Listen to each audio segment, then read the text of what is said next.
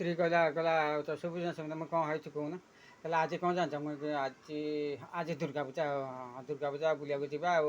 କହିଲା କ'ଣ ବୁଲିବାକୁ ଯିବା ମୁଁ ଆଉ କ'ଣ କହିଲା ଗଭର୍ଣ୍ଣମେଣ୍ଟ କ'ଣ ଡିକ୍ଲେୟାର କରୁଛନ୍ତି ମୁଁ କ'ଣ ଡିକ୍ଲେୟାର କରୁଛନ୍ତି।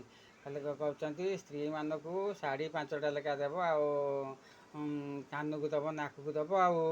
ମୁଇଁ ସତରେ ନା କହିଲା ହଁ ବା ମୁଇଁ କ'ଣ କି ଶାଢ଼ୀ ଦେବି।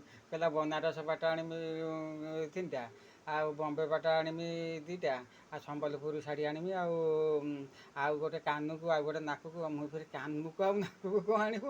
କହିଲା କାନକୁ ଗୋଟେ କାନ ଫୁଲ ଆଣିବୁ ନା ନାକକୁ ଗୋଟେ ନାକ ନଥ ଆଣିବି ଆଉ। ତାପରେ ମୋ ଶାଢ଼ୀ କହୁଛି ମୋ କଥା ମୁଁ ତୋର କ'ଣ।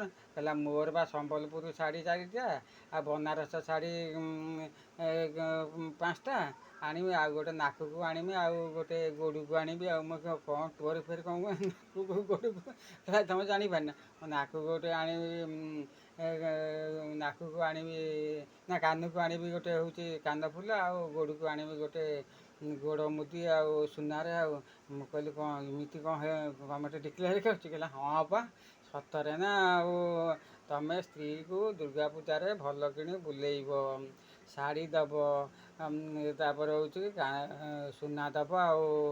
ମୁଁ କହିଲି କ'ଣ ଆଉ କ'ଣ ଖାଲି ବୁଲି ଆସିଲେ ହେବନି। କହିଲା ଖାଲି କ'ଣ ସେଇଥିପାଇଁ ବା ଦୁର୍ଗା ପୂଜା ହେଇଛି କାନକୁ ଦେବ ନାକକୁ ଦେବ ଆଉ ଶାଢ଼ୀ ଦେବ ଆଉ। ମୁଁ ସତରେ ନା ମୁଁ ବା ନିଜେ ଯାଇକି ଫେରେ ଦୋକାନରୁ ସବୁ ଶାଢ଼ୀ ଆଣିନି ବମ୍ବେ ପାଟ ବନାରସ ଶାଢ଼ୀ ଆଉ ଏଇଟା ସବୁ ନେଇକି ଆସିକି ତାଙ୍କୁ ଦେନି ନାକକୁ ଆଉ କାନକୁ ଆଉ।